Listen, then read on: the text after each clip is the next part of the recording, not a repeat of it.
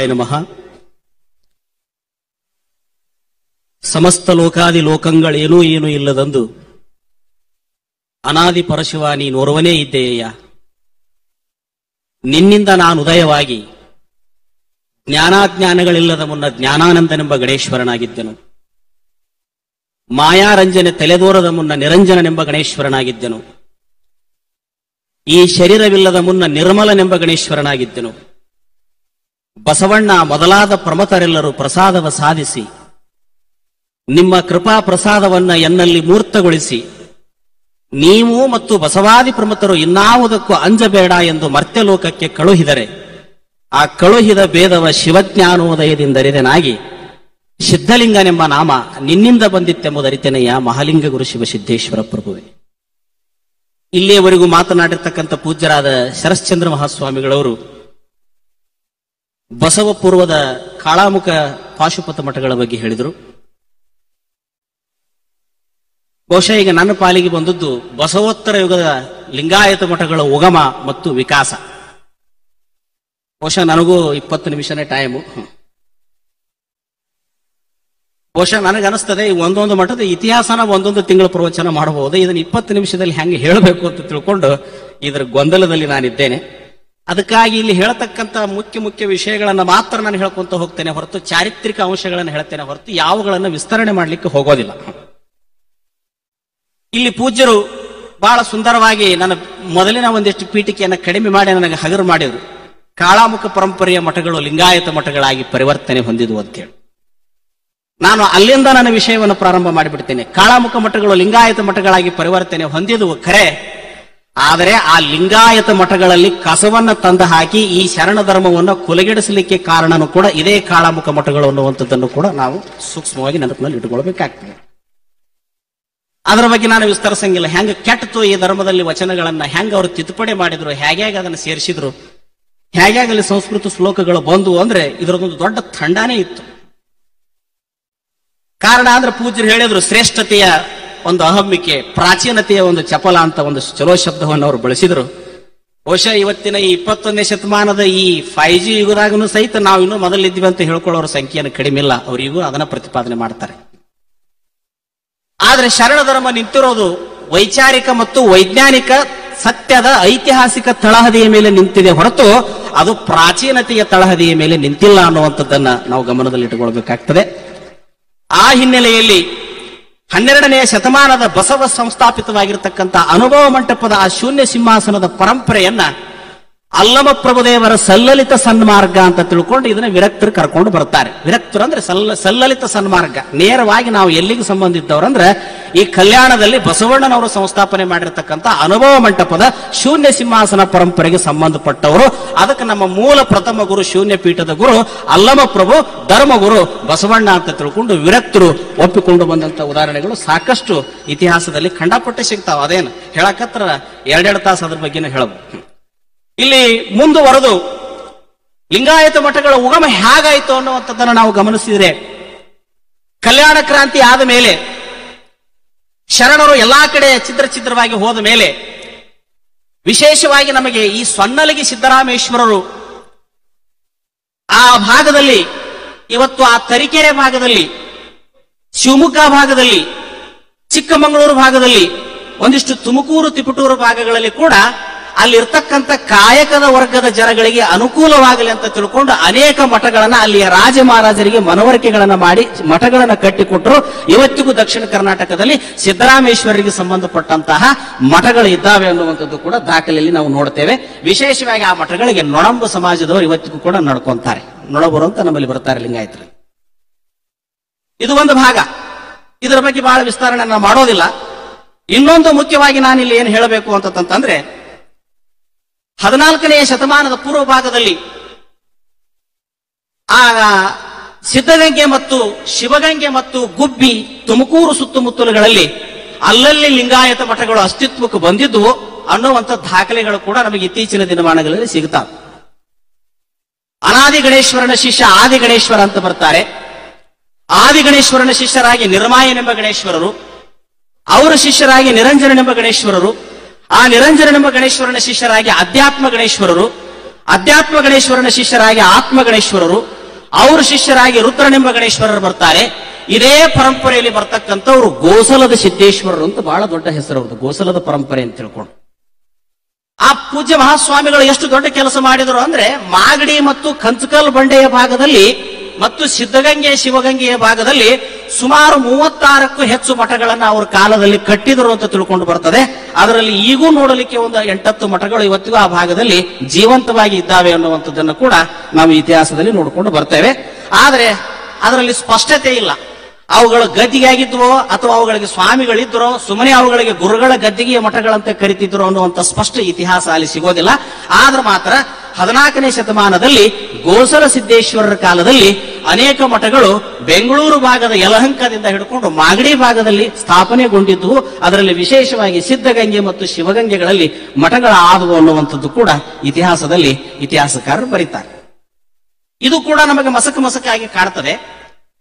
ಆದರೆ ಇನ್ನೂ ಒಂದು ಇಲ್ಲಿ ಬರ್ತದೆ, ಪ್ರೌಢದೇವರಾಯ ಅಂತ ಬರ್ತಾನೆ. 15ನೇ ಶತಮಾನದ ಪ್ರಾರಂಭದ ಕಾಲದಲ್ಲಿ ವಿಜಯನಗರ ಸಾಮ್ರಾಜ್ಯದಲ್ಲಿ ಸಂಗಮ ವಂಶದ ದೊರೆಯಾಗಿರ್ತಕ್ಕಂಥ 2ನೇ ದೇವರಾಯ ಮತ್ತು ಆತನಿಗೆ ಪ್ರೌಢದೇವರಾಯ ಅಂತ ಕರೀತಾರೆ. ಎಷ್ಟು ದೊಡ್ಡ ಕೆಲಸ ಮಾಡಿದ ಪ್ರೌಢದೇವರಾಯ ಅಂದ್ರೆ, ಅವತ್ತಿನ ಕಾಲದಲ್ಲಿ 101 ವಿರಕ್ತರನ್ನು ಕರ್ಕೊಂಡು ಬಂದು ಹಂಪಿ ಒಳಗೆ ಇಟ್ಟುಕೊಂಡು ಅವರಿಗೆ 101 ಹಳ್ಳಿ ಇನಾಮ ಕೊಟ್ಟು, ಆ 101 ಹಳ್ಳಿಯ ₹1 ಕಂದಾಯನ ಸಹಿತ ತನ್ನ ಆ ರಾಜ್ಯಭಾರಕ್ಕೆ ತಗೊಳ್ಳದಂಗ ಅಲ್ಲಿರ್ತಕ್ಕಂಥ 101 ವಿರಕ್ತರಿಗೆ ಅದರ ಎಲ್ಲ ಸುಂಕವನ್ನ, ಅದರ ಎಲ್ಲ ಒಂದು ಕಂದಾಯದ ರೊಕ್ಕವನ್ನ ಕೊಟ್ಟು, ನೀವೇನು ಮಾಡಬೇಡ್ರಿ, ತ್ರಿಕಾಲ ಲಿಂಗ ಪೂಜಾ ಮಾಡ್ಕೊಡ್ರಿ, ಪಾದೋದಕ ಪ್ರಸಾದ ವಿನಿಯೋಗ ಮಾಡ್ರಿ, ಶಿವಾನುಭವ ಮಾಡ್ರಿ. 12ನೇ ಶತಮಾನದಲ್ಲಿ ಪ್ರಭುದೇವರ ಕಾಲದಲ್ಲಿ, ಬಸವಣ್ಣಪ್ಪನ ಕಾಲದಲ್ಲಿ ಆದಂತ ಸಾಧನೆ ವಿಜಯನಗರದಲ್ಲಿ ಆಗಬೇಕು ಅಂತ ತಿಳ್ಕೊಂಡು ಪ್ರೌಢದೇವರಾಯ ಆ ಅಸ್ತಿತ್ವವನ್ನು ತಂದ. ಎಷ್ಟು ಆತನಿಗೆ ಬಸವಣ್ಣವರ ಮೇಲೆ ಅಭಿಮಾನ, ಭಕ್ತಿ, ಶ್ರದ್ಧೆ ಇತ್ತು ಪ್ರೌಢದೇವರಾಯನಿಗೆ ಅಂದ್ರೆ, ಬಹುಶಃ ಬಸವಣ್ಣನವರ ನಂತರದಲ್ಲಿ ಬಹಳಷ್ಟು ಬಸವಣ್ಣನವರನ್ನ ಅಪ್ಪಿಕೊಂಡಾವ, ಮೆರೆಸಿದವ ಅಂದ್ರೆ ಪ್ರಪ್ರಥಮ ಸಾಲಿನಲ್ಲಿ ವಿಜಯನಗರದ ಪ್ರೌಢದೇವರಾಯನೇ ಪ್ರಥಮ ಅಂತ ತಿಳ್ಕೊಂಡು ನಾವು ಹೇಳಬೇಕಾಗ್ತದೆ. ಬಹಳ ದೊಡ್ಡ ವ್ಯಕ್ತಿತ್ವ ಆತನ. ಕೂಡಲ ಸಂಗಮದಲ್ಲಿ ಬಸವಣ್ಣನವರ 3ನೇ ಶತಮಾನೋತ್ಸವವನ್ನು ಇದೇ ಪ್ರೌಢದೇವರಾಯ ಮಾಡಿದ. ಅದರಲ್ಲಿ ಕಲ್ಲು ಮಠದ ಪ್ರಭುದೇವರು, ಕುಮಾರ ಬಂಕನಾಥರು, ಪ್ರಭುಲಿಂಗ ಲೀಲೆಯನ್ನು ಬರೆದಿರ್ತಕ್ಕಂಥ ಚಾಮರಸರು, ಜಕ್ಕಣಾರ್ಯರು ಅನ್ನುವಂಥವ್ರು ಕೂಡ ಬಸವಣ್ಣನವರ 3ನೇ ಶತಮಾನೋತ್ಸವದಲ್ಲಿ ಇದ್ರು ಅನ್ನುವಂಥದ್ದು ಕೂಡ ಇತಿಹಾಸದಲ್ಲಿ ಬರುತ್ತದೆ. ಆತನ ಕಾಲದಲ್ಲಿ ಎಷ್ಟು ದೊಡ್ಡ ಪ್ರಮಾಣದಲ್ಲಿ ಕಾವ್ಯಗಳು ಬಂದವಂದ್ರೆ, ಕಲ್ಲು ಮಠದ ಪ್ರಭುದೇವರ ಲಿಂಗ ಲೀಲಾ ವಿಲಾಸ ಚಾರಿತ್ರ್ಯ ಅನ್ನುವಂಥ ಶ್ರೇಷ್ಠ ಮಟ್ಟದ ಕಾವ್ಯ, ಚಾಮರಸನ ಪ್ರಭುಲಿಂಗ ಲೀಲೆ ಅನ್ನುವಂಥ ಮಹಾಶ್ರೇಷ್ಠ ಕಾವ್ಯ. ಆ ಪ್ರಭುಲಿಂಗ ಲೀಲೆಯಲ್ಲಿನೇ ವಿರಕ್ತರ ಬಗ್ಗೆ ಹೇಳೋದು, ಇದು ಅಲ್ಲಮ ಪ್ರಭು ಸಲ್ಲಲಿತ ಸನ್ಮಾರ್ಗ ಅನ್ನುವಂಥ ಮೊದಲನೇ ಶಬ್ದ ಆ ಪ್ರಭುಲಿಂಗ ಲೀಲೆಯಿಂದನೇ ನಮಗೆ ಸಿಗುತ್ತದೆ. ಪ್ರಭುದೇವರ ಸಲ್ಲಲಿತ ಸನ್ಮಾರ್ಗ. ಅಲ್ಲಿ ಅನೇಕರು ವಚನಗಳಿಗೆ ಟೀಕೆಗಳನ್ನು ಬರೆದರು, ವಚನಗಳಿಗೆ ಸಂಕಲನಗಳನ್ನು ಮಾಡಿದರು, ಬಹಳಷ್ಟು ದೊಡ್ಡ ಕೆಲಸವನ್ನು ಮಾಡಿದರು. ಅದರಲ್ಲಿ ಅನೇಕರು ಸ್ವರವಚನಗಳನ್ನು ಕೂಡ ಬರೆದಂತ ಉದಾಹರಣೆಗಳು ಕೂಡ ಇವತ್ತು ನಮ್ಮ ಗದಗಿನ ತೋಂಟದಾರ್ಯ ಮಠದಲ್ಲಿ ಅನೇಕ ಸ್ವರವಚನಗಳು ಬಿಡುಗಡೆ ಆಗಿದ್ದನ್ನ ನಾನು ಕಳೆದ 20 ವರ್ಷಗಳಿಂದ ಆ ಸ್ವರವಚನಗಳನ್ನು ಓದ್ತಿದ್ದೆ, ಹಾಡ್ತಿದ್ದೆ. ಬಹಳಷ್ಟು ದೊಡ್ಡ ಪ್ರಭಾವ. ಈ 101 ವಿರಕ್ತರ ಕಾಲದಲ್ಲಿ ಸ್ಥಾನಿಕವಾದ ಕೆಲಸ ಐತೆ ಹೊರತು ಸಾರ್ವತ್ರಿಕವಾದ ಕೆಲಸ ಆಗಲಿಲ್ಲ. ನನ್ನ ಮಾತು ಗಮನದಲ್ಲಿರಲಿ. ಕಲ್ಮಠದ ಪ್ರಭುದೇವರೇ ಅಲ್ಲಿ ಬಹಳ ಮುಖ್ಯರಾಗಿದ್ರು. ಅವರ ಕೆಳಗ ಕುಮಾರ ಬಂಕನಾಥ, ಬತ್ತಲೇಶ್ವರ, ಕೋಲಶಾಂತಯ್ಯ ಅಂತವ್ರು ಬರ್ತಿದ್ರು. ಬಹಳ ಅಂದ್ರೆ ಅಲ್ಲೇ ಸುತ್ತಮುತ್ತಲು, ಹಂಪಿಯ ಸುತ್ತಮುತ್ತಲು ಅದೇ ಭಾಗದಲ್ಲಿ ಒಂದಿಷ್ಟು ಭಾಗದಲ್ಲಿ ಮಾತ್ರ ಅದು ಸ್ಥಾನಿಕವಾದ ಕೆಲಸ ಆಯ್ತು. ಆದ್ರೆ ಹಂಗೇನು ಹೇಳ್ಕೊಳ್ಳುವಂಗ ಇದು ವಿಸ್ತಾರ ರೂಪವನ್ನು ಪಡ್ಕೊಳ್ಳಿಲ್ಲ. ಇದು ನಿಜವಾಗಿ ವಿಸ್ತಾರ ರೂಪವನ್ನು ಪಡ್ಕೊಂಡಿರ್ತಕ್ಕಂಥ ಒಂದು ಕಾಲಘಟ್ಟ ಅಂದ್ರೆ ಅದನ್ನು ನಾವು ಎಲ್ಲಿ ನೆನೆಸಬೇಕು ಅಂತಂದ್ರೆ, ಚಾಮರಾಜನಗರ ಭಾಗದಲ್ಲಿ ಹರದನಹಳ್ಳಿ ಅಂತ ತಿಳ್ಕೊಂಡು ಬರುತ್ತದೆ. ಆ ಹರದನಹಳ್ಳಿಯಿಂದ ಈ ಧರ್ಮವನ್ನ ಮತ್ತೊಮ್ಮೆ ಪುನರ್ ಪ್ರತಿಷ್ಠಾಪನೆ ಮಾಡಿದವರು ತೋಂಟದ ಎಡೆಯೂರ ಸಿದ್ಧಲಿಂಗೇಶ್ವರರು. ಬಹಳ ದೊಡ್ಡ ಪ್ರಭಾವಿಯಾಗಿ ಬಂದರು. 12ನೇ ಶತಮಾನದ ಬಸವಣ್ಣ, ಚನ್ನಬಸವಣ್ಣ, ಅಲ್ಲಮ ಪ್ರಭುಗಳ ನಂತರ ಅಂದಿನಿಂದ ಹಿಡಿದು 21ನೇ ಶತಮಾನದವರೆಗೂ ಇವ್ರನ್ನ 3 ಬಿಟ್ಟರೆ ಅತ್ಯಂತ ಪ್ರಭಾವಿ ಬಂದವರಂದ್ರೆ ಸಿದ್ಧಲಿಂಗೇಶ್ವರ. ಇವ್ರ ನಂತರ ಮತ್ತೆ ಯಾರು ಬಂದಿಲ್ಲ. ಇವ್ರು ಬಂದವರಂದ್ರೆ ಇವ್ರು ಕೆಳಗ ಬಂದಾರ. ಇವರಷ್ಟು ಪ್ರಭಾವ ಯಾರು ಬಂದಿಲ್ಲ. ನೋಡ್ರಿ ಎಷ್ಟು ದೊಡ್ಡ ಪ್ರಭಾವ ಅವ್ರದ್ದು ಸಿದ್ಧಲಿಂಗೇಶ್ವರದು ಅಂದ್ರೆ, ಮರುಳಶಂಕರನಂತೆ ಪರಮ ಪ್ರಸಾದಿಯಾಗಿ, ಬಸವಣ್ಣನಂತೆ ಭಕ್ತಿ ಸಂಪನ್ನರಾಗಿ, ಚನ್ನಬಸವಣ್ಣನವರಂತೆ ಚಟಸ್ಥಲ ಆಚಾರ ಕೋವಿದರಾಗಿ, ಒಂದು ಕಾಲ ಮೇಲೆ ನಿಂತಿರ್ತಕ್ಕಂಥ ಶರಣ ಧರ್ಮವನ್ನ 4 ಕಾಲ ಮೇಲೆ ತಳ ಊರು ನಿಂದಿರಿಸಿದವರಂದ್ರೆ ಎಡೆಯೂರಿನ ತೋಂಟದ ಸಿದ್ಧಲಿಂಗೇಶ್ವರರು. ಬಹಳ ದೊಡ್ಡ ಹೆಸರು. ಎಷ್ಟು ದೊಡ್ಡ ಪ್ರಭಾವ ಅಂದ್ರೆ, ಇವತ್ತಿಗೂ ಅವರು ಹಾಕಿಕೊಟ್ಟ ಮಾರ್ಗದಲ್ಲಿನೇ ಇವತ್ತಿಗೂ ನಮ್ಮ ಕರ್ನಾಟಕದ ಧಾರ್ಮಿಕ ಪರಂಪರೆಗಳು ನಡ್ಕೊಂಡು ಬಂದಾವು. ಅದರಲ್ಲಿ ಒಂದಿಷ್ಟು ಶೈವ ಮಿಕ್ಸ್ ಆಗಿರಬಹುದು, ವೀರಶೈವ ಮಿಕ್ಸ್ ಆಗಿರಬಹುದು. ಆದರೆ ಶಟಸ್ಥಲ ಆಚಾರ್ಯವನ್ನ, ಶುದ್ಧವಾದ 12ನೇ ಶತಮಾನದ ಶರಣರ ವಚನಗಳನ್ನ ಶಟಸ್ಥಲ ಜ್ಞಾನ ಸಾರಾಮೃತದ ಮೂಲಕ ಪೂಜ್ಯರಾಗಿರ್ತಕ್ಕಂತಹ ಸಿದ್ಧಲಿಂಗೇಶ್ವರರು, ಅವರ ಗುರುಗಳು ಗೋಸಲದ ಚನ್ನಬಸವೇಶ್ವರರು. ಅವರ ಗದ್ದಿಗೆ ಇವತ್ತಿಗೂ ಕೂಡ ತುಮಕೂರದ ಪಕ್ಕದಲ್ಲಿ ಗುಬ್ಬಿ ಅನ್ನುವಂಥ ಊರಿನಲ್ಲಿ ಅವರ ಗದ್ದಿಗೆನೂ ಕೂಡ ಇದೆ. ಗೋಸಲ ಚನ್ನಬಸವೇಶ್ವರ ಗದ್ದಿಗೆ ಕೂಡ ಇದೆ. ಆ ತೋಂಟದ ಸಿದ್ಧಲಿಂಗ ಶಿವಯೋಗಿಗಳವರು ಸ್ಥಾನಿಕವಾಗಿ ಧರ್ಮ ಪ್ರಚಾರ ಮಾಡಲಿಲ್ಲ, ಸಾರ್ವತ್ರಿಕವಾಗಿ ತಮ್ಮ ಜೊತೆ 701 ವಿರಕ್ತರನ್ನ 3000 ಜನ ಚರಮೂರ್ತಿಗಳನ್ನ ಕರ್ಕೊಂಡು ಇಡೀ ಭಾರತ ದೇಶವನ್ನ 3 ಸಲ ಸುತ್ತಿದ್ರು ಅಂತ ತಿಳ್ಕೊಂಡು ಅವರ ಇತಿಹಾಸದಲ್ಲಿ ಬರುತ್ತದೆ. ಅಲ್ಲಲ್ಲಿ ಅವರವ್ರ ಹೊಕ್ಕಾರ, ಅಲ್ಲಲ್ಲಿ ಪರಮತಿಯರನ್ನ ಗೆದ್ರು, ಬೇರೆ ಬೇರೆ ರಾಜರನ್ನ ಶಿಷ್ಯರನ್ನಾಗಿ ಮಾಡಿಕೊಂಡು ಅಲ್ಲಲ್ಲಿ ಮತ್ತೊಮ್ಮೆ ಬಸವಾದಿ ಪ್ರಮತರ ಶಟಸ್ಥಲ ತತ್ವಜ್ಞಾನಗಳನ್ನ ಬೋಧಿಸಿದರು. ಮುಂದೆ ಆಯಾ ಊರುಗಳಲ್ಲಿ ತಮ್ಮ ಹಿಂದೆ ಬಂದಿರತಕ್ಕಂಥ ಚರಮೂರ್ತಿಗಳನ್ನ ಒಬ್ಬೊಬ್ಬ ವಿರಕ್ತರನ್ನ ಬಿಟ್ಟು ಹೋದ್ರು. ಅವುಗಳಿಂದನ ಅಧಿಕೃತ ಲಿಂಗಾಯತ ಮಠಗಳು ಕರ್ನಾಟಕದಲ್ಲಿ ಕಾಣಿಸಿಕೊಂಡವು ಅನ್ನುವಂಥದ್ದು ಕೂಡ ಇತಿಹಾಸದಲ್ಲಿ ಸ್ಪಷ್ಟವಾಗಿ ಬರ್ತದೆ. ಸಿದ್ಧಲಿಂಗೇಶ್ವರ ಪ್ರಭಾವನೆ ಬಹಳ ದೊಡ್ಡದು ನೋಡಿ. ಆ ತೋಂಟದ ಶಿವಯೋಗಿಗಳವರು 701 ವಿರಕ್ತರಲ್ಲಿ ಬುಡಕಟ್ಟಿನ ಸಮಯ ಅಂತ ಮಾಡ್ತಾರೆ. 701 ಬುಡಕಟ್ಟುಗಳನ್ನು ಮಾಡ್ತಾರೆ. ಅದರಲ್ಲಿ ಪುರಾಣದ ಚರಂತಿಗೆ ಅವರಂತ ಬರ್ತಾರೆ, ಶಿವಾನುಭವ ಚರಂತಿಗೆ ಅವರಂತ ಬರ್ತಾರೆ. ಪುರಾಣದ ಚರಂತಿಗೆ ಅವರಂದ್ರೆ ಬಸವ ಪುರಾಣ, ಪ್ರಭುಲಿಂಗ ಲೀಲೆ, ಚನ್ನಬಸವ ಪುರಾಣಗಳನ್ನು ತಗೊಂಡು ಉಪದೇಶ ಮಾಡಿಕೊಂಡವರಿಗೆ ಪುರಾಣದ ಚರಂತಿಗೆ ಅವರಂತ ಬರೆದ್ರು. ಶಟಸ್ಥಲ ವಚನಗಳ ಮೂಲಕ ಪದಮಂತ್ರಗೋಪ್ಯ, ಮಂತ್ರಗೋಪ್ಯ, ಈ ಘಟಚಕ್ರದ ಗ್ರಂಥಗಳ ಮೂಲಕ ಉಪದೇಶವನ್ನು ತಗೊಂಡು ಶೂನ್ಯ ಪೀಠ ಏರಿದವರಿಗೆ ಇವರು ವಿರಕ್ತರು ಅಂತ ಕರೆದ್ರು. ಇವರು ವಿರಕ್ತರಾಗಬಹುದು. ಶಿವಾನುಭವ ಚರಂತಿಯವರು ವಿರಕ್ತರಾಗಬಹುದು, ಆದ್ರೆ ಪುರಾಣದ ಸಮಯದವರು ಪುರಾಣದ ಚರಂತಿಯವರು ವಿರಕ್ತರಾಗಕ್ಕೆ ಬರುವುದಿಲ್ಲ ಅಂತೇಳಿ ಸಿದ್ಧಲಿಂಗೇಶ್ವರರು 701 ಬುಡಕಟ್ಟುಗಳನ್ನ ಮಾಡಿ, ಪಂಚ ಬುಡಕಟ್ಟುಗಳನ್ನ ಮಾಡಿ ಕರ್ನಾಟಕದ ತುಂಬೆಲ್ಲ ತಮ್ಮ ಶಿಷ್ಯರನ್ನ ಪ್ರಶಿಷ್ಯರನ್ನ ಬಿಟ್ಟರು. ಅವರೇ ಕರ್ನಾಟಕದ ಒಳಹೊರಗು ಬಂದರು. ಮಲೆನಾಡಿನ ಭಾಗದಲ್ಲಿ ಎಷ್ಟೋ ಮಠಗಳು ಅವ್ರ ಕಾಲಕ್ಕೆ ಬಂದವು. ಮುಂದೆ ತಮಿಳುನಾಡಿನ ಭಾಗದಲ್ಲಿ, ಕೇರಳದ ಭಾಗದಲ್ಲಿನೂ ಕೂಡ ಸಿದ್ಧಲಿಂಗೇಶ್ವರರ ಶಿಷ್ಯರು ಹೋಗಿ ಅನೇಕ ಮಠಗಳನ್ನು ನಿರ್ಮಾಣ ಮಾಡಿದರು ಅನ್ನುವಂಥದ್ದು ಕೂಡ ಇತಿಹಾಸದಲ್ಲಿ ಸ್ಪಷ್ಟವಾಗಿ ಕಾಣುತ್ತದೆ. ಆ ಮಠಗಳನ್ನು ಕಟ್ಟಿರ್ತಕ್ಕಂಥವ್ರು ಸಾಮಾನ್ಯರಲ್ಲ, ಅವರು ಭಕ್ತಿ, ಜ್ಞಾನ, ವೈರಾಗ್ಯ ಸಂಪನ್ನರಾಗಿದ್ರು, ಲಿಂಗ ಪೂಜಾ ನಿಷ್ಠರಾಗಿದ್ರು ಅನ್ನುವಂಥದ್ದು ಕೂಡ, ಶಟಸ್ಥಲ ಸಿದ್ಧಾಂತವನ್ನು ಬಲ್ಲವರಾಗಿದ್ರು ಅನ್ನುವಂಥದ್ದು ಕೂಡ ನಾವು ಸ್ಪಷ್ಟವಾಗಿ ತಿಳ್ಕೊಳ್ಬೇಕಾಗ್ತದೆ. ಹಾಗಾದರೆ ತೋಂಟದ ಸಿದ್ಧಲಿಂಗ ಶಿವಯೋಗಿಗಳವರು 15ನೇ ಶತಮಾನದ ಮಧ್ಯಭಾಗದಲ್ಲಿ ಮಾಡಿರ್ತಕ್ಕಂಥ ಕೆಲಸ ಎಷ್ಟು ದೊಡ್ಡದು ಅಂತಂದ್ರೆ, ಅವರು ಹಾಕಿಕೊಟ್ಟಿರ್ತಕ್ಕಂಥ ಪರಂಪರೆಯಲ್ಲಿ ಕನ್ನಡ ನಾಡಿನಲ್ಲಿ ಅಷ್ಟೊತ್ತಿಗೆ ಆಗಲೇ ಪರಮತಿಯರು ಉತ್ತರ ಭಾರತದಿಂದ ದಕ್ಷಿಣ ಭಾರತದ ಕಡೆ ದಾಳಿ ಪ್ರಾರಂಭ ಆಗಿದ್ವು. ಸಂಸಾರಿಕರಿಗೆ 24 ತಾಸು ಧರ್ಮ ಆಚರಣೆ ಮಾಡಿಕೊಂಡು ಹೋಗೋದು ಕಷ್ಟ ಆಗಿತ್ತು. ಅವರ ಸಂಸಾರಿಕ ಜೀವನ ನಡೆಸೋದ ವಜ್ಜಾಗಿತ್ತು. ಅಂಥದ್ರಲ್ಲಿ ಧರ್ಮ ರಕ್ಷಣೆ ಮಾಡಲಿಕ್ಕೆ ಇದು ಸಂಸಾರಿಕರ ಕಡೆಯಿಂದ ಅಸಾಧ್ಯ ಆದ ಸಂದರ್ಭದಲ್ಲಿ ಸಿದ್ಧಲಿಂಗ ಶಿವಯೋಗಿಗಳವರು ಹಾಗಾದ್ರೆ ಊರುಗಳಲ್ಲಿದ್ದಲ್ಲಿ ಎಲ್ಲೆಲ್ಲಿ ಲಿಂಗವಂತರದಾರ, ಅಲ್ಲೊಬ್ಬ ಉಪದೇಶಕ ಇದ್ರೆ, ಅಲ್ಲೊಬ್ಬ ಗುರು ಇದ್ರೆ ಇನ್ನೂ ಈ ಧರ್ಮ ಬಲ ಊರುತ್ತದೆ ಅಂತ ತಿಳ್ಕೊಂಡು ಎಲ್ಲೆಲ್ಲಿ ಹೊಕ್ಕಾರ ಅಲ್ಲೆಲ್ಲಿ ತಮ್ಮ ಚರಮೂರ್ತಿಗಳನ್ನು ಬಿಟ್ಟು ಹೋದ್ರು. ಅವರೇ ದೊಡ್ಡ ದೊಡ್ಡ ಮಠಗಳನ್ನು ಕಟ್ಟಲಿಕ್ಕೆ ಕಾರಣೀಭೂತರಾದರು ಅನ್ನುವಂಥದ್ದನ್ನು ಕೂಡ ನಾವು ನೋಡ್ತೇವೆ.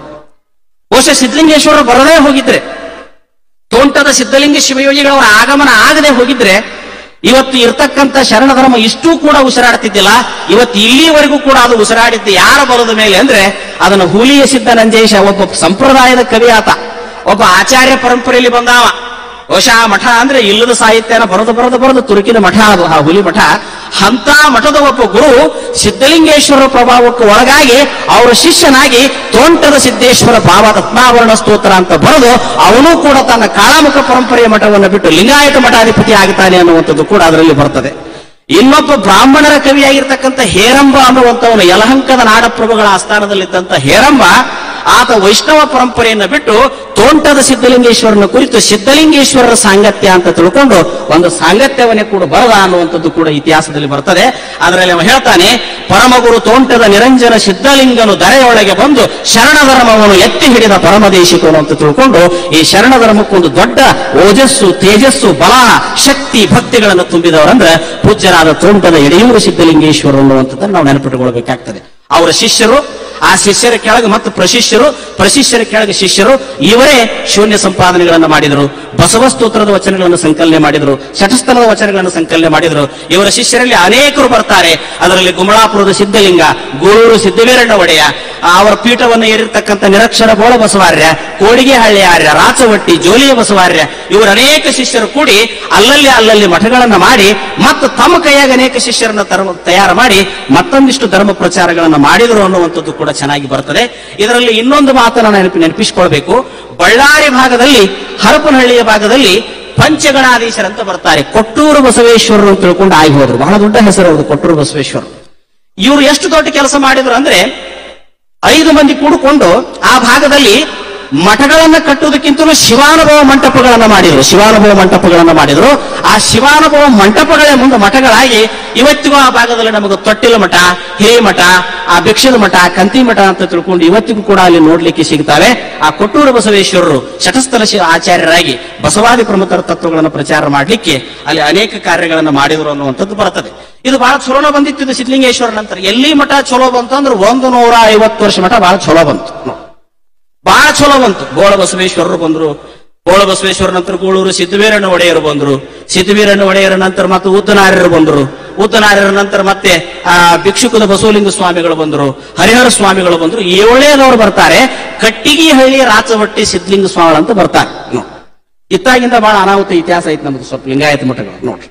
ಏನಿದ್ದು ಗದ್ಲು ಇಲ್ಲಿಂದನ ಆಗ್ಯಾವ. ಆ ಗದ್ಲು ಇವತ್ತಿಗೂ ಮುಗಿದಿಲ್ಲ, ಇನ್ನೂ ಸಣ್ಣಗ ನಡೆದ.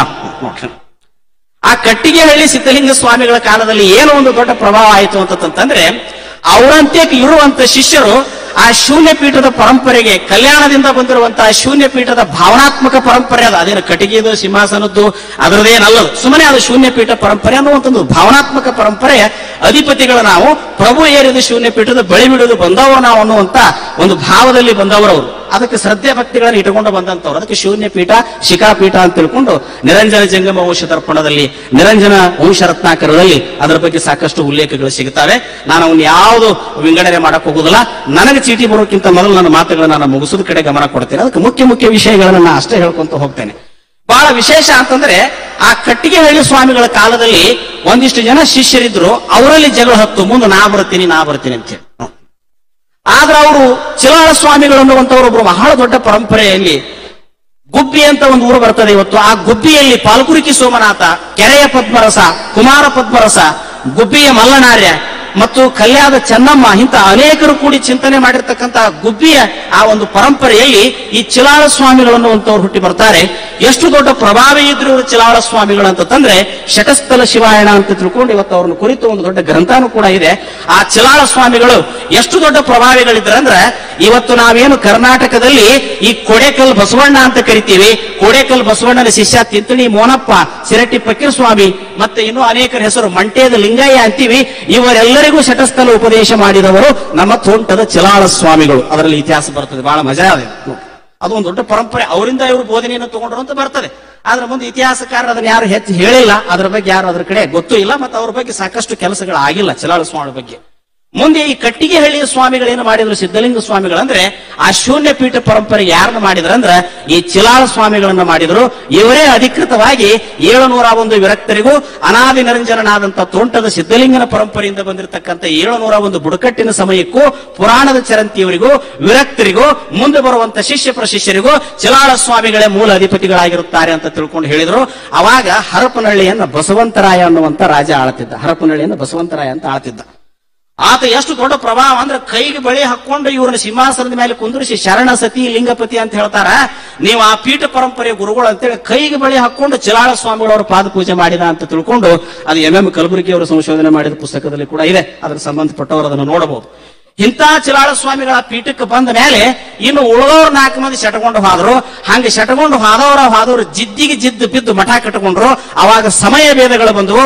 ಹಂಗ ಬಂದ ಸಮಯವನೇ ಮುರುಘಾ ಸಮಯ, ಕುಮಾರ ಸಮಯ, ಕೆಂಪಿನ ಸಮಯ, ಸಂಪಾದನ ಸಮಯ ಅಂತ ತಿಳ್ಕೊಂಡು ಸಮಯ ಬಂದವು.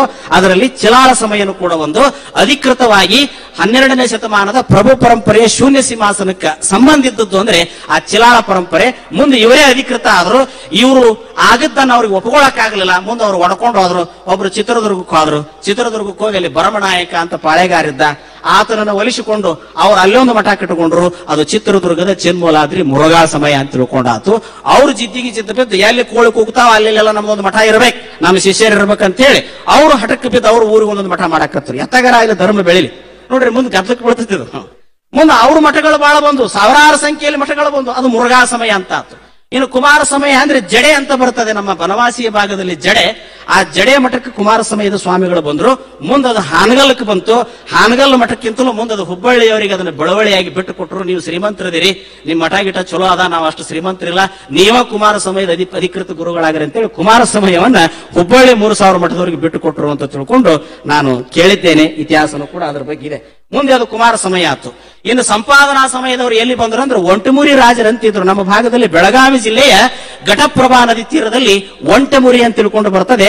ಅಲ್ಲಿ ಸಂಪಾದನಾ ಸಮಯದವರು ಬಂದು ತಮ್ಮ ಮಠಗಳನ್ನು ಕಟ್ಟಿದ್ರು. ಅವರು ಕಟ್ಟಿದ ಮಠ ಇವತ್ತಿಗೂ ಗಡಿಂಗ್ಲಾಜ್ ತಾಲೂಕು, ಮಹಾರಾಷ್ಟ್ರ ಭಾಗ, ಚಿಕ್ಕೋಡಿ ಭಾಗ, ಹುಕ್ಕೇರಿ ಭಾಗ, ಗೋಕಾಕ ಭಾಗದಲ್ಲಿ ಕೂಡ ಇನ್ನೂ ಕೂಡ ಸಂಪಾದನಾ ಸಮಯದ ಮಠಗಳು ಇವತ್ತಿಗೂ ಕೂಡ ಇದ್ದಾವೆ. ಕೆಲವು ಮಠಗಳು ಅಸ್ತಿತ್ವ ಕಳ್ಕೊಂಡಾವ, ಇನ್ನೂ ಕೆಲವು ಮಠಗಳು ಜೀವಂತವಾಗಿದ್ದಾವೆ. ಸಂಪಾದನಾ ಸಮಯ ಅಸ್ತಿತ್ವದಲ್ಲಿ ಸ್ವಲ್ಪ ಉಸಿರಾಡ್ತದ. ಬಹುಶಃ ಅದು ಕೋಮಾ ಸ್ಟೇಜಿನಾಗ ಐತಿ ಈಗ ಸದ್ಯ. ಅದು ಇನ್ನೊಂದು ದಿವಸಕ್ಕೆ ಅದು ಗಪಿತ ಆಗಬಹುದು. ಇನ್ನು ಕೆಂಪಿನ ಸಮಯ ಅಂದ್ರೆ ಹುಡುಕಾಡಿದ್ರೆ ಅವ್ರ ಮಠಾನ ಸಿಗುದಿಲ್ಲ. ಅವ್ರು ಎಲ್ಲಿ ಹೋದ್ರು, ಎಲ್ಲಿ ಬಂದ್ರು, ಅವ್ರು ಏನು ಮಾಡಿದ್ರು. ಒಂದಿಷ್ಟು ಮಂದಿ ಆಂಧ್ರಕ್ಕೆ ಹೋದ್ರ ಅಂತಾರೆ, ಒಂದಿಷ್ಟು ಮಂದಿ ಹುಲಿ ಒಳಗ ಕಟ್ಟಿದ್ರು ಅಂತಾರೆ. ಒಟ್ಟು ಅವ್ರ ಮಠಗಳು ನೋಡ್ಲಿಕ್ಕೆ ಸಿಗೋದಿಲ್ಲ.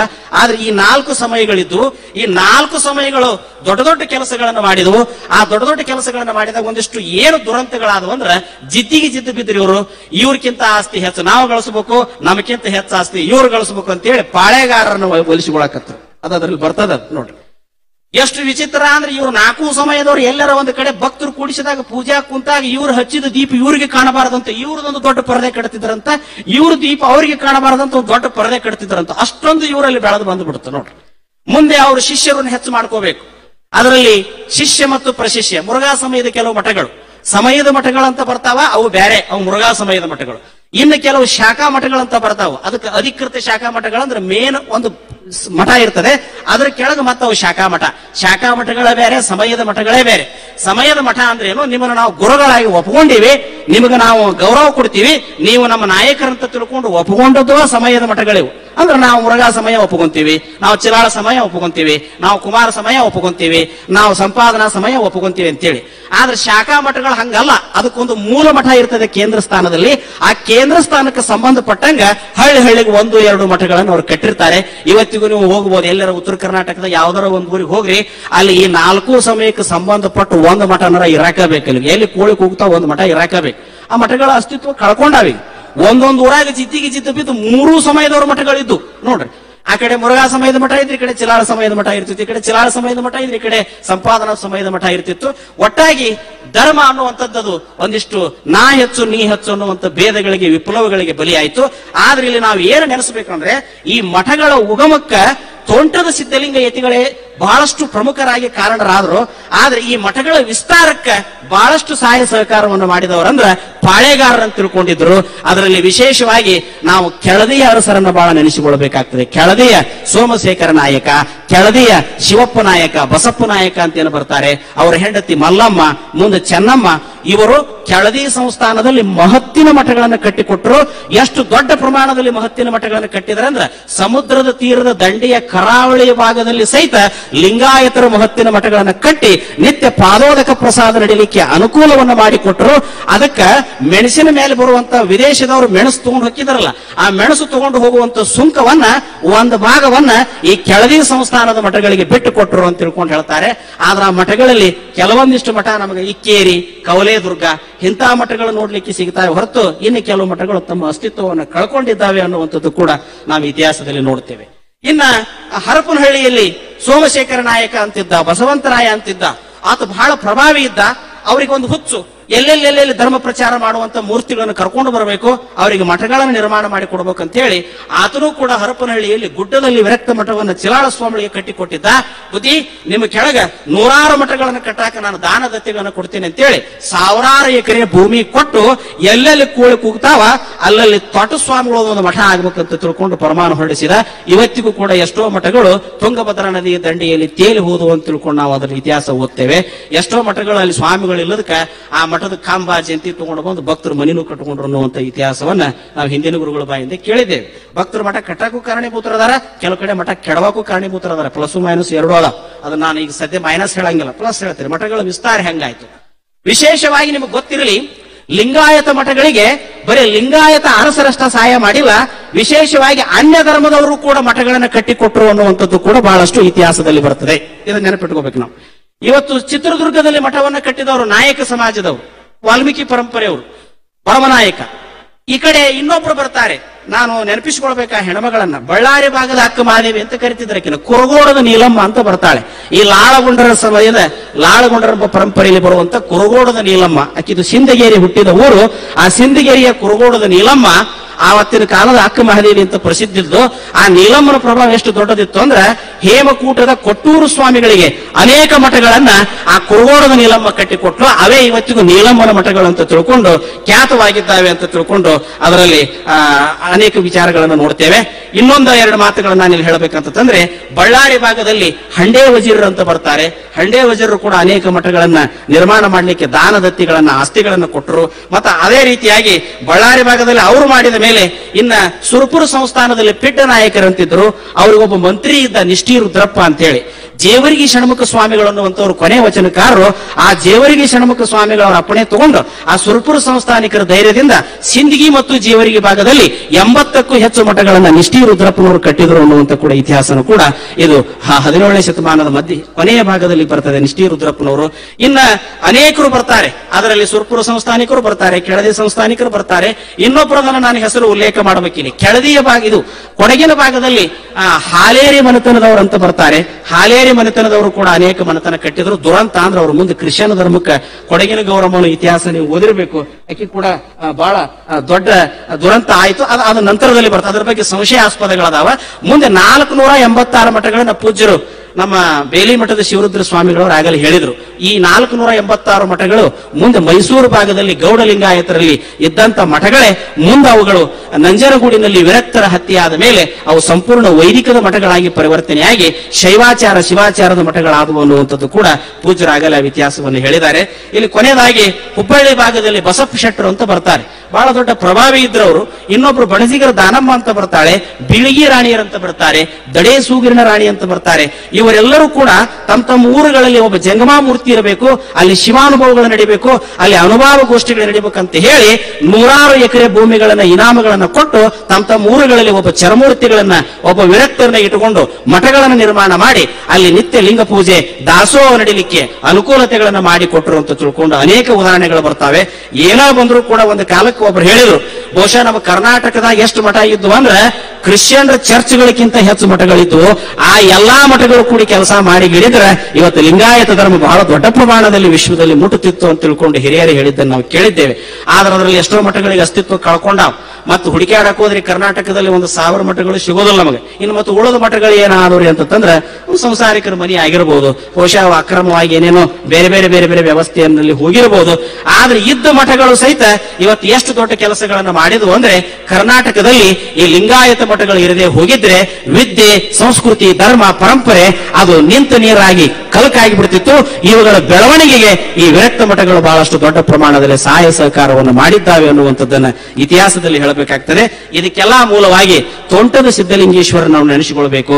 ಆ ಕಡೆ ಸುತ್ತೂರು ಮಠ 15ನೇ ಶತಮಾನದಲ್ಲಿ ಗಣಲಿಂಗ ದೇವರ ಕಾಲಕ್ಕೆ ಶರಣ ಪರಂಪರೆಯ ಮಠವಾಗಿ ಸಿದ್ಧಲಿಂಗೇಶ್ವರ ಶಿಷ್ಯ ಪರಂಪರೆಯನ್ನು ಒಪ್ಪುವಂತದೆ. ಅತ್ತಾಗಿ ಸಿರಿಗೇರಿ ಮಠ ಜಂಬಪ್ಪ ದೇವರನ್ನುವಂತವರು ಸಿರಿಗೇರಿ ಮಠವನ್ನು ಮೂಲ ಸ್ಥಾಪನೆ ಮಾಡಿ ಅಲ್ಲಿನೂ ಕೂಡ ಪಾಲ್ಕುರಿಕಿ ಮತ್ತು ಸಿರಿಗೇರಿಗಳಲ್ಲಿ ಧರ್ಮ ಪ್ರಚಾರ ಕಾರ್ಯಗಳನ್ನು ಮಾಡ್ತಾರೆ. ಒಂದಲ್ಲ ಎರಡಲ್ಲ, ಎಲ್ಲಾ ಕಡೆನೂ ಕೂಡ 15ನೇ ಶತಮಾನದ ನಂತರ ಮಠಗಳು ಎಲ್ಲಿ ಕೋಳಿ ಕೂಗ್ತಾವ್, ಯಾವ ಊರಾಗ ಲಿಂಗಾಯತರು ಇಲ್ಲ ಅಲ್ಲಿನೂ ಸಹಿತ ಮಠಗಳು ಇದ್ವು ಅಂತಂದ್ರೆ ಈ ವಿರಕ್ತರ ಮಹತ್ವ ಎಷ್ಟು ದೊಡ್ಡದಿತ್ತು ಅವತ್ತಿನ ಕಾಲಕ್ಕೆ ಅನ್ನುವಂಥದ್ದನ್ನ ನಾವು ಇತಿಹಾಸದಲ್ಲಿ ನೋಡ್ತೇವೆ. ಹೀಗಾಗಿ ಮಠಗಳ ಬಗ್ಗೆ ಮಾತನಾಡೋದು ಅಂದ್ರೆ ಅದು ಬಹಳ ಒಂದು ದೊಡ್ಡ ಇತಿಹಾಸ ಇದೆ ಅದರ ಹಿಂದೆ. ಆ ಮಠಗಳ ಇತಿಹಾಸದಲ್ಲಿ ಇವತ್ತು ನಾವು ಅನೇಕ ಮಠಗಳನ್ನು ಕಳ್ಕೊಂಡಿದ್ದೇವೆ. ಇನ್ನು ಉಳಿದುವ ನಮಗೆ ಬಹಳಷ್ಟು ಕಡಿಮೆ ಸಂಖ್ಯೆಯಲ್ಲಿ ಉಳಿದಾವ. ಆ ಉಳಿದ ಮಠಗಳನ್ನ ನಾವು ಉಳಿಸಿಕೋಬೇಕು. ಅವುಗಳು ಕಟ್ಟಾ ಶರಣ ಪರಂಪರೆಯ ಲಿಂಗಾಯತ ಮಠಗಳಾಗಿ ಬಸವಣ್ಣನವರ ಕಾರ್ಯಗಳನ್ನು ಮಾಡಿದ್ರೆ ಇನ್ನೂ ಕೂಡ ನಮ್ಮ ಧರ್ಮ ಪ್ರಚಾರ ಆಗಲಿಕ್ಕೆ ಕಾರಣ ಆಗ್ತದೆ. ಆ ಹಿನ್ನೆಲೆಯಲ್ಲಿ ಇನ್ನು ಉಳಿದ ಮಠಗಳ ಮುಂದಿನ ಕೆಲಸವನ್ನು ಪ್ರಾಮಾಣಿಕವಾಗಿ ಮಾಡಿ ಬಸವಾದಿ ಪ್ರಮುಖರು ತೋಂಟದ ಸಿದ್ಧಲಿಂಗೇಶ್ವರ ಹಾಕಿಕೊಟ್ಟಂತ ಪರಂಪರೆಗೆ ಒಂದಿಷ್ಟು ಸೇವೆಯನ್ನು ಸಲ್ಲಿಸಲಿ. ಸಾಹಿತ್ಯಿಕವಾಗಿ ಮಾಡಿರಿ, ಶೈಕ್ಷಣಿಕವಾಗಿ ಮಾಡಿರಿ. ಬಹಳಷ್ಟು ಸಾಹಿತ್ಯ ಬಂದದೆ, ಬಹಳಷ್ಟು ಶಿಕ್ಷಣಗಳು ಬಂದಾವ. ಎಲ್ಲಿ ಸ್ವರ್ಗಿವೆ ಅಂದ್ರೆ ಧರ್ಮ ಪ್ರಚಾರದಲ್ಲಿ ನಾವು ಬಹಳ ಹಿಂದದೀವಿ. ಯಾಕಂದ್ರೆ ನಮ್ಮ ಮಠದ ಸ್ವಾಮಿಗಳು ಒಮ್ಮೆ ಕೊಳಗ ಲಿಂಗನ ಬಿಟ್ಟು ಬಿಟ್ಟಿರ್ತಾರೆ. ಇನ್ನು ಭಕ್ತರಿಗೆ ಹೇಳೋದು ವಜ್ಜೆ ಆಗ್ತತಿ. ಅದಕ್ಕೆ ಲಿಂಗ ಉಳಿದ್ರನ ಲಿಂಗಾಯತ ಧರ್ಮ ಉಳಿತೈತಿ, ಲಿಂಗ ಹೋಗಿಬಿಟ್ರೆ ಲಿಂಗಾಯತ ಧರ್ಮದ ಅಸ್ತಿತ್ವ ಹೋಗ್ತತಿ. ಅದಕ್ಕೆ ಮಠಗಳಲ್ಲಿ ಲಿಂಗ ದೀಕ್ಷೆಗಳ ಕಾರ್ಯಕ್ರಮನೇ ದೊಡ್ಡ ಪ್ರಮಾಣದಲ್ಲಿ ಆಗಬೇಕು. ಶರಣರ ವಚನಗಳ ಅನುಕರಣೆ ಹೆಚ್ಚು ನಡೀಬೇಕು ಅನ್ನುವಂತ ಒಂದು ಆಶಯ ನುಡಿಯನ್ನು ಇಲ್ಲಿ ಹೇಳ್ತಾ ಬಹಳ ದೊಡ್ಡ ವಿಷಯ, ನಂದು ಬಹಳ ಟಫ್ ವಿಷಯ. ಆದ್ರೆ ಅದ್ರ ಬಗ್ಗೆ ಎಲ್ಲವನ್ನ ನನಗೆ ಹೇಳಕ್ಕಾಗಿಲ್ಲ. ಕೆಲವು ಮುಖ್ಯ ಮುಖ್ಯ ಅಂಶಗಳನ್ನು ಹೇಳಿದ್ದೇನೆ. ಹೆಚ್ಚಿನ ವಿಷಯಗಳನ್ನ, ಸಾಹಿತ್ಯವನ್ನ, ಅದರ ಸಂಬಂಧಪಟ್ಟ ಗ್ರಂಥಗಳನ್ನ ಓದಿ ತಾವು ತಿಳ್ಕೊರ್ರಿ ಅನ್ನುವಂತ ಮಾತನ್ನ ಹೇಳಿ ನನಗೆ ಕೊಟ್ಟಂತ ವಿಷಯಕ್ಕೆ ನಾನು ಯಥಾಮತಿಗೆ ನಿಲುಕಿದಷ್ಟು ನ್ಯಾಯವನ್ನು ಕೊಟ್ಟಿದ್ದೇನೆ. ಇನ್ನೂ ಏನಾದ್ರೂ ಹೊಸ ಸಂಶೋಧನೆಗಳು ಬಂದ್ರೆ ಅವನ ಪ್ರಾಂಜಲ ಮನಸ್ಸಿನಿಂದ ಸ್ವೀಕಾರ ಮಾಡಿ ಮತ್ತೆ ಮುಂದಿನ ಇತಿಹಾಸದಲ್ಲಿ ಹೇಳ್ತೇವೆ ಅಂತ ಹೇಳಿ ನಾನು ಮಾತನಾಡ್ತೇನೆ. ಕೂಡಲ ಸಂಗಮ ದೇವಾ, ಕೂಡಲ ಸಂಗಮ ದೇವಾ, ಕೂಡಲ ಸಂಗಮ ದೇವಾ, ಕೂಡಲ ಸಂಗಮ ದೇವಾ.